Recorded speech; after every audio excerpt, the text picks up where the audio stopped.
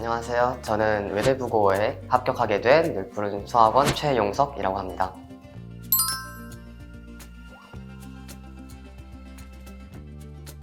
우선 제가 외대부고에 지원하게 된 이유는 여러 가지 심오학습이 가능할 것 같기 때문이었습니다. 외대부고에서 운영하고 있는 여러 특색 프로그램, 소디포, 유리포 같은 여러 특색 프로그램을 참여할 수 있을 것 같았고, 또한 자율적이고 창의적인 동아리를 진행하면서 여러 심화 프로그램 그리고 심화 학습을 진행할 수 있을 것 같아서 외대부고에 지원하게 되었습니다.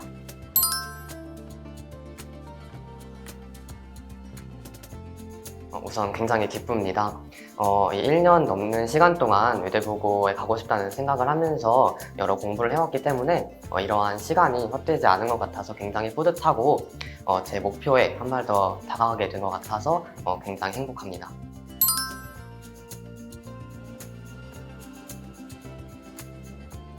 기억에 남는 추억 중에 하나로 과학 선생님들과 함께 과학 탐구에 대해서 함께 조사해봤던 게 가장 기억에 남는 것 같습니다. 외대부고에 진학하기 위해서 자소서에 제 자기주도 학습에 관련된 내용을 작성했어야 되는데, 이때 제가 관심 있는 분야가 환경 쪽이다 보니 환경 관련 실험을 넣으면 좋겠다라는 생각이 들었습니다. 그런데 제가 과학 실험을 했던 경험이 거의 없다 보니 많은 어려움이 있었는데, 과학 선생님의 도움을 받으면서 과학 탐구를 실행할 수 있었고, 실제로 면접장에서도 그런 관련 질문을 받으면서 과학 선생님과 함께 준비했던 이 과학 탐구가 잘 진행됐다는 점에서 가장 기억에 남는 추억인 것 같습니다.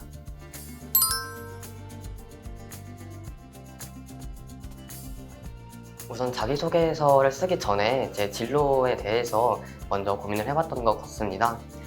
제가 PD라는 직업을 예전부터 고민해왔었는데, 이 PD라는 직업을 외대부고에 들어가서 어떻게 발전시킬지 제 관심 분야와 관련해서 먼저 심화적으로 제 진로를 확장시켰던 것 같습니다.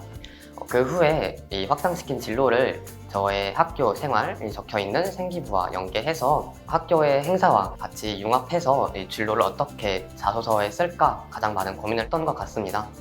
이렇게 하면은 자기소개서가 제 진로에 맞게 잘 짜여지고 면접관에게도 진로를 가진 여러 활동을 해온 친구구나 라는 모습을 보일 수 있을 것 같아서 굉장히 좋은 자소서라고 생각합니다.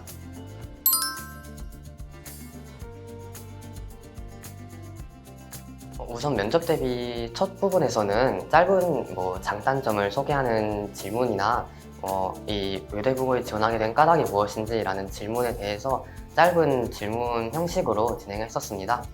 그 후에는 실제 외대부고에서의 면접장과 비슷하게 환경을 조성해서 실전 면접 대비를 해봤었습니다. 이렇게 면접 대비를 했었는데 실제 면접장에 가보니까 모의 면접과 별로 다를 게 없어서 굉장히 놀라웠던 것 같습니다.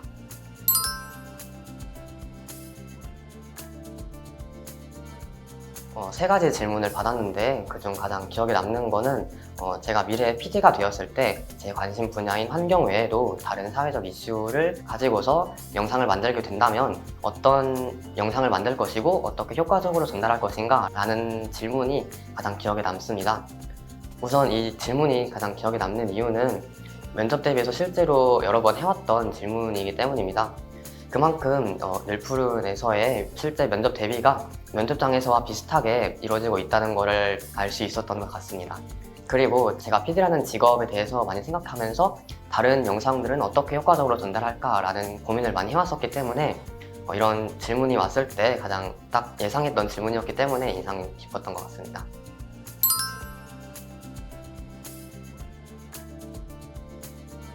우선 제 진로에 대해서 가장 먼저 고민을 한 후에 이 진로와 가장 관련된 학교 생활이 무엇일까 생각하다가 방송부에도 들어가 보고 학생회 홍보부장으로도 활동을 했었습니다.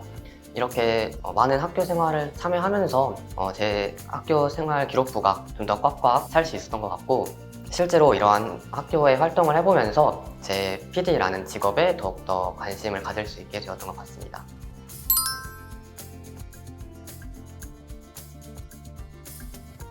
사실 외대부고에 들어가기 위해서는 1차 성적을 볼 때 대부분의 과목이 올 A여야 하기 때문에 제 내신 성적은 올 A였습니다. 올 A를 유지할 수 있었던 까닭은 제가 직접 각각 과목에 대해서 노트 필기를 해보고 그 노트 필기를 다시 한번 확인하면서 저 자신에게 피드백한 것이 가장 도움이 됐던 것 같습니다. 교과서를 한번 쭉 읽어본 다음에 노트 필기를 교과서를 안 보고 해본 후에 그 노트 필기를 다시 보면서 까먹은 내용은 무엇이 있는지, 그리고 더욱더 알아야 할 중요한 내용은 무엇인지 저 자신에게 피드백해보면서 내신 성적을 높일 수 있었던 것 같습니다.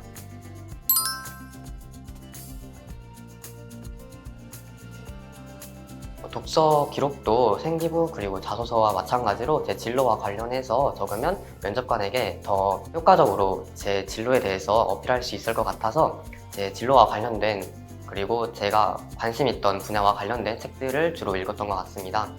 특히 그 중에서도 2학년 때 기후변화 좀 아는 10대라는 기후변화 관련 책을 읽게 되었습니다. 이 책을 읽으면서 제가 평소에 관심 있던 분야인 환경에 좀 더 한 발자국 더 다가갈 수 있게 되었고, 또한 이 책을 처음에는 읽을 때 많이 어려웠는데 계속해서 환경 관련 공부를 해오면서 더 그 책에 대해서 알게 되었던 것 같아서 굉장히 기억에 남는 책인 것 같습니다.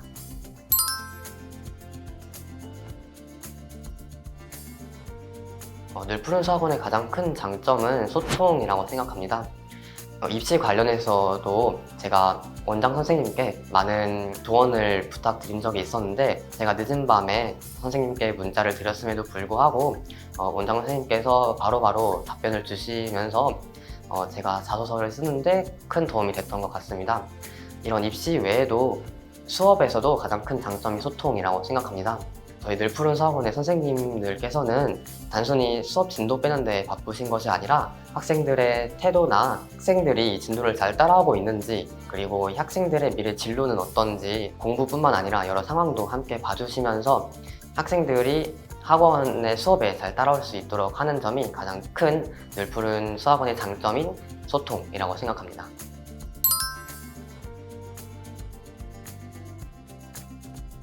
제가 고등부에 올라가기 전에 중학교에서 담당 수업을 진행해 주셨던 김재용 선생님이 가장 고마운 선생님인 것 같습니다. 김재용 선생님께서는 단순히 수업만 나가시는 것이 아니라 이런 고등학교의 진학 그리고 학생의 컨디션이나 이런 부분에서도 학생을 돌봐주시고 미래에 이 학생의 진로에 관해서도 많은 도움을 주셨던 것 같아서 굉장히 고마운 선생님 중 한 분입니다.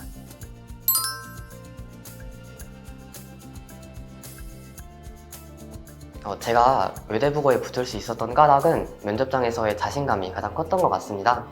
꼭 자사고가 아니더라도 외고 또는 과학고에 지원하는 우리 후배들 모두 면접장에서 떨지 않고 자신감 있게 해서 꼭 원하는 학교 붙을 수 있으면 좋겠습니다. 화이팅!